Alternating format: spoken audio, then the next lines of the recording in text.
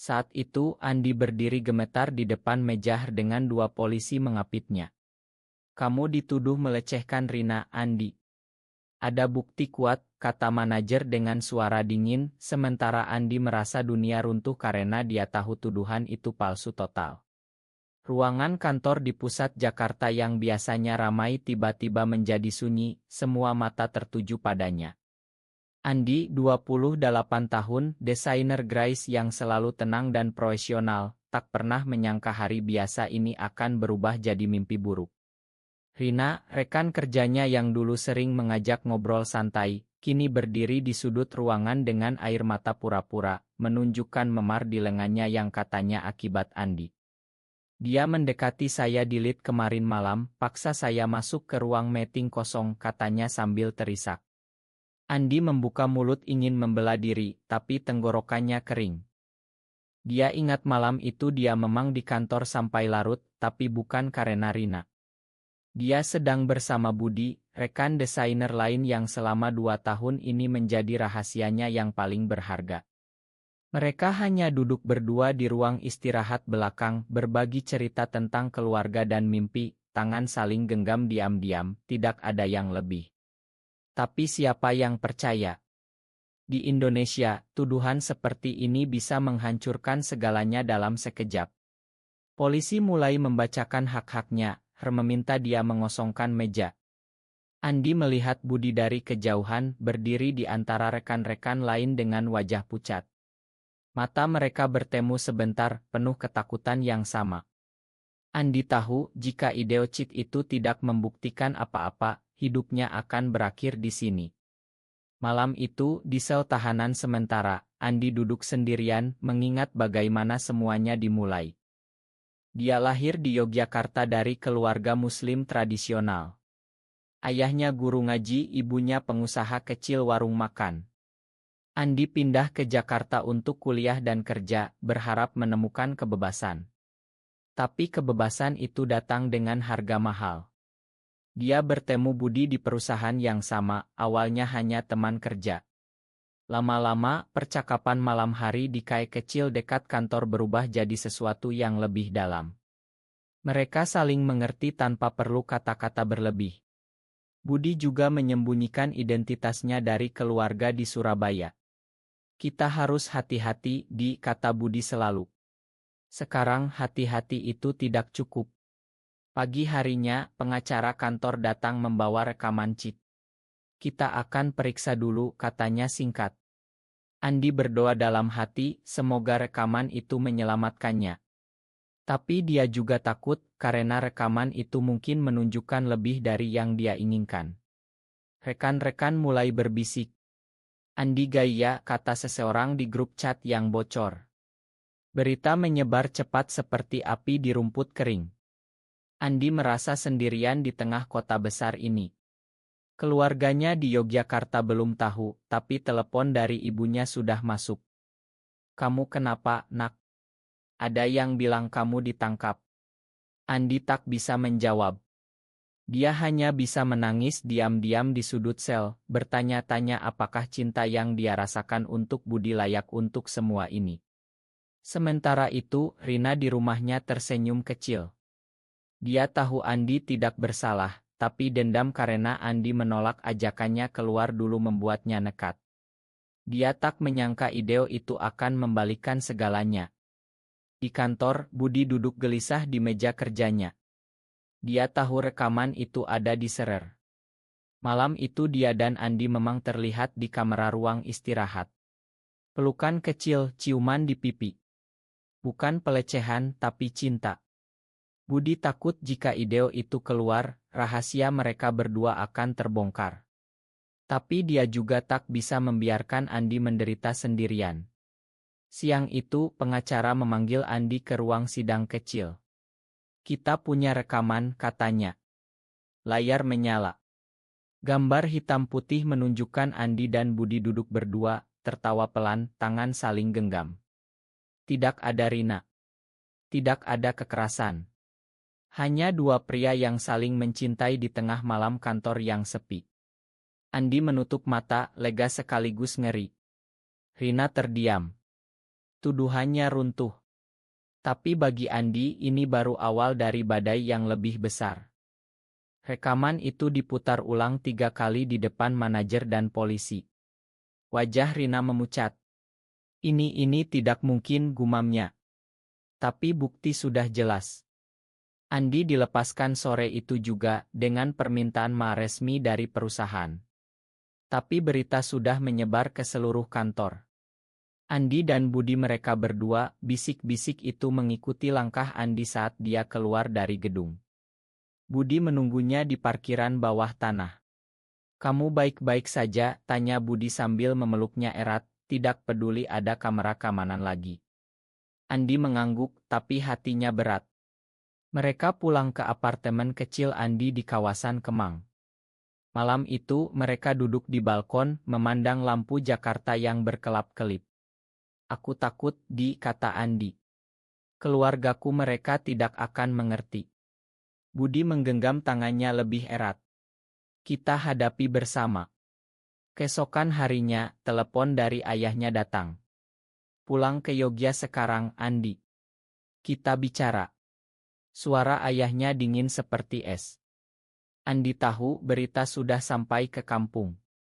Di perjalanan kereta api malam, Andi memikirkan masa kecilnya. Sholat 5 waktu, mengaji setiap sore, harapan ayah agar dia menikah dengan gadis baik-baik. Sekarang semua itu hancur karena satu rekaman. Di rumah orang tua di Yogyakarta, suasana tegang. Ibu menangis di dapur. Ayah duduk di ruang tamu dengan wajah merah. Kamu pria seperti itu. Dengan teman priamu?" tanya ayah sambil memegang remote yang gemetar. Andi mencoba menjelaskan. "Ini bukan pilihan, Pak. Ini siapa aku." Tapi ayah hanya menggeleng.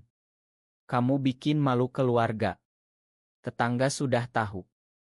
Malam itu Andi tidur di kamar lama, air mata mengalir tanpa suara. Budi menelepon dari Jakarta. "Aku di sini, Andi. Jangan menyerah." Keesokan paginya, saudara-saudara Andi datang. Kakak laki-lakinya marah besar. "Kamu harus berubah, Di. Ini dosa." Andi merasa seperti anak kecil lagi, tapi kali ini dia tidak bisa lari. Dia ingat bagaimana dulu dia selalu menyembunyikan buku-buku tentang psikologi dan identitas yang dibaca diam-diam. Sekarang rahasia itu terbongkar. Di Jakarta, kantor memberi Andi cuti tak terbatas. Rekan-rekan mulai menjauh. Hanya segelintir teman yang mendukung. Rina dipecat karena tuduhan palsu, tapi kerusakan sudah terjadi. Andi bertemu Budi di kai kecil dekat Monas. "Mungkin kita harus pisah sementara," kata Andi pelan. Budi terkejut. "Kenapa? Kita baru saja lolos dari badai." Andi menatap langit. "Karena aku tidak mau kamu ikut hancur. Keluargaku menuntut aku pulang selamanya." Budi menggeleng. "Cinta kita bukan kelemahan, Andi. Ini kekuatan." Percakapan itu berlangsung lama, penuh air mata dan pelukan. Andi merasa hatinya terbelah antara cinta dan kewajiban keluarga. Di Yogyakarta, ibunya diam-diam mendekati Andi. "Ibu tidak mengerti semuanya, Nak. Tapi ibu lihat kamu menderita." Ceritakan tentang Budi. Andi cerita pelan tentang bagaimana Budi membuatnya merasa hidup. Ibu hanya diam, tapi tangannya menggenggam tangan Andi lebih erat. Itu harapan kecil di tengah badai. Sementara itu, berita di media sosial mulai viral. Karyawan kantor di Jakarta keluar setelah rekaman cheat, begitu judulnya. Komentar bertebaran, ada yang mendukung, banyak yang menghujat. Andi mematikan ponsel. Dia merasa seperti orang asing di negerinya sendiri. Malam itu, di masjid dekat rumah, Andi sholat Isya sendirian. Dia berdoa untuk kekuatan, untuk penerimaan, untuk jalan tengah yang mungkin tidak ada. Pulang ke Jakarta esok harinya, dia tahu harus membuat keputusan besar. Di Jakarta, Andi kembali ke apartemennya yang kini terasa lebih sepi. Budi datang malam itu dengan makanan kesukaan. Mereka makan dalam diam, lalu Andi bercerita tentang keluarga. Ayah bilang aku harus menikah dengan perempuan. Kalau tidak, dia tidak mau tahu aku lagi. Budi mendengarkan, matanya berkaca-kaca. Kita bisa pindah, Andi. Ke Bali mungkin. Di sana lebih terbuka. Andi tersenyum pahit. Dan meninggalkan segalanya. Kerja, keluarga. Mereka berdebat hingga subuh. Keesokan paginya, Andi mendapat email dari perusahaan. Mereka meminta dia resign secara sukarela. Untuk citra perusahaan, kata Andi menandatangani surat itu dengan tangan gemetar. Kehilangan pekerjaan berarti kehilangan identitasnya sebagai laki-laki dewasa yang mandiri.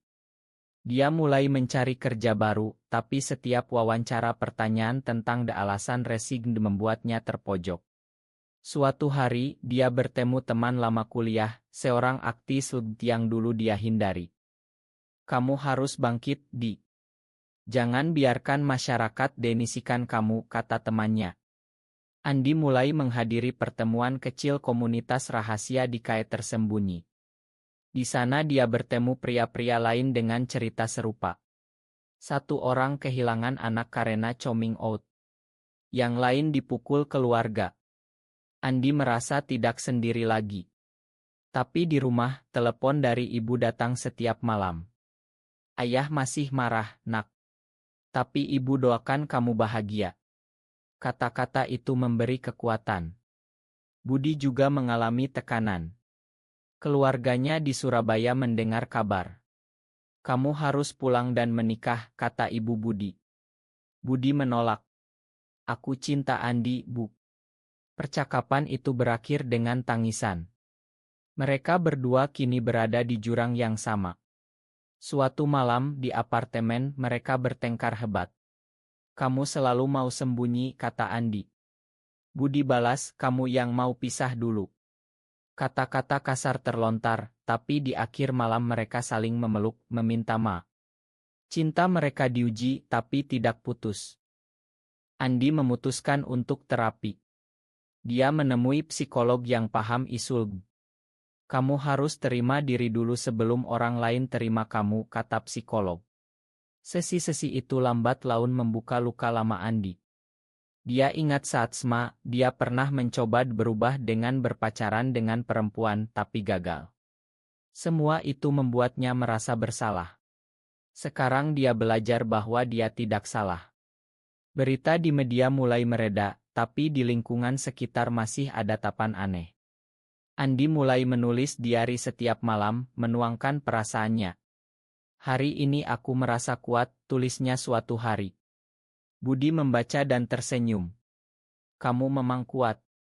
Di Yogyakarta, ayah Andi diam-diam menonton video berita tentang komunitas LUD. Dia tidak bilang apa-apa, tapi hatinya mulai goyah. Ibu menelepon Andi. Ayah tanya tentang Budi. Mungkin suatu hari dia mau bertemu. Itu seperti sinar matahari kecil di langit mendung.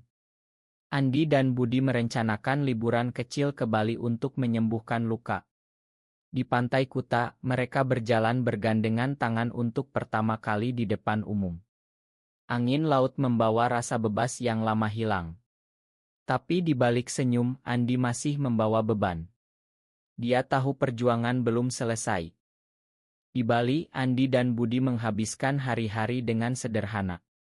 Pagi berjalan di pantai, sore duduk di warung kecil makan nasi jinggo. Di sini rasanya kita normal, kata Budi sambil memandang ombak.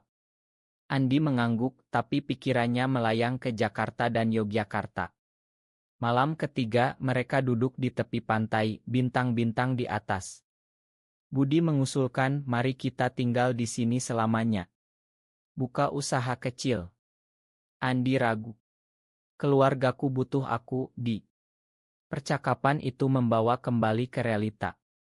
Kembali ke Jakarta, Andi mendapat tawaran kerja relance dari perusahaan kecil yang tidak peduli masa lalunya. Dia menerima dengan senang. Kerja dari rumah memberi waktu untuk memproses emosi. Suatu hari, kakaknya datang ke Jakarta tanpa pemberitahuan. Ayah sakit, Di. Dia ingin kamu pulang. Andi terkejut. Ayahnya kena serangan jantung ringan. Di rumah sakit Yogyakarta, ayahnya terbaring lemah. Makan ayah, nak, kata ayah pelan saat Andi duduk di samping. Aku takut kehilangan kamu. Air mata Andi jatuh. Untuk pertama kali, ayah mendengar cerita lengkap tentang Budi. Bawa dia ke sini suatu hari, kata ayah. Kata-kata itu seperti mukjizat. Andi pulang ke Jakarta dengan hati lebih ringan. Tapi Budi punya berita buruk. Keluarganya memaksa dia pulang ke Surabaya untuk dijodohkan. Aku tolak, Andi. Tapi mereka ancam putus hubungan. Andi merasa dunia berputar lagi. Mereka menghabiskan malam dengan memeluk erat, takut kehilangan. Andi memutuskan untuk ikut Budi ke Surabaya. Di sana, pertemuan dengan keluarga Budi tegang. Ibu Budi menangis. Kamu anak tunggal, Budi. Pikirkan masa depan. Andi duduk diam, merasa seperti penjahat. Tapi Budi berdiri teguh. Andi adalah masa depanku. Malam itu di hotel, Andi menangis di pelukan Budi. Aku tidak mau jadi penghalang keluargamu. Budi menggeleng. Kamu adalah alasan aku bertahan. Kembali ke Jakarta, mereka memulai hidup baru. Andi aktif di komunitas online, berbagi cerita tanpa wajah. Banyak yang mengirim pesan dukungan. Kamu menginspirasi saya untuk coming out, kata salah satu. Andi merasa tujuannya lebih besar sekarang.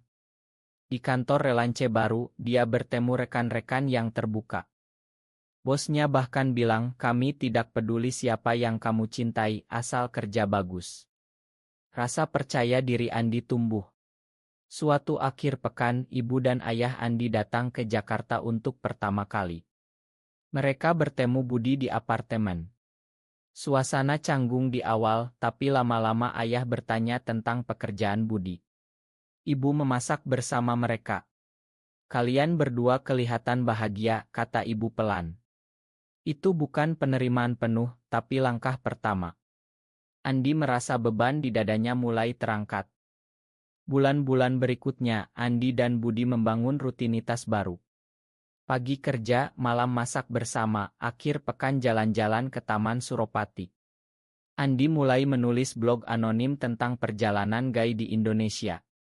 Bacanya banyak dibaca, komentar positif datang dari seluruh negeri. Terima kasih karena berani, kata satu komentar.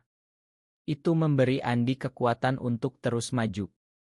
Tapi tidak semua mulus.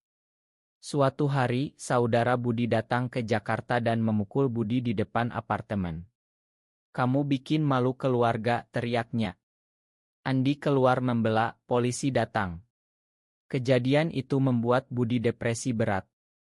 Dia berhenti makan, tidur berhari-hari. Andi merawatnya siang malam. Kita kuat bersama, bisik Andi setiap malam. Lambat laun Budi bangkit. Mereka memutuskan untuk terapi bersama. Psikolog membantu mereka mengelola rasa bersalah dan takut. Cinta kalian sah, tapi masyarakat belum siap. Kalian harus kuat, kata psikolog. Di Yogyakarta, ayah Andi semakin membaik. Dia bahkan menelepon Budi langsung. Jaga anakku baik-baik. Kata-kata itu membuat Budi menangis bahagia. Andi merasa seperti mimpi.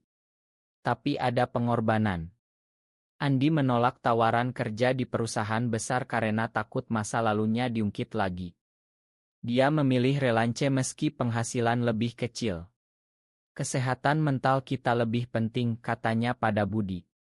Mereka mulai menabung untuk beli rumah kecil di pinggiran Jakarta. Rencana masa depan mulai terbentuk. Suatu malam di balkon, Andi berlutut.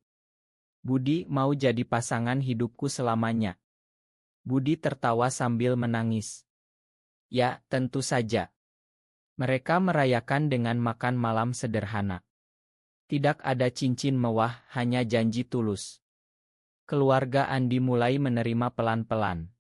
Ibu mengirim resep masakan lewat ayah bertanya kabar setiap minggu. Di Surabaya, Ibu Budi mulai melunak setelah melihat oto-oto mereka berdua bahagia. Mungkin Tuhan punya cara sendiri, katanya suatu hari. Andi merasa perjuangan panjangnya mulai berbuah. Tapi dia tahu, di luar sana masih banyak yang menderita seperti dia dulu. Dia mulai ikut kampanye kecil-kecilan untuk kesadaran di Indonesia, selalu dengan wajah tertutup. Satu suara bisa mengubah banyak, katanya pada Budi. Di tengah semua itu, cinta mereka semakin dalam.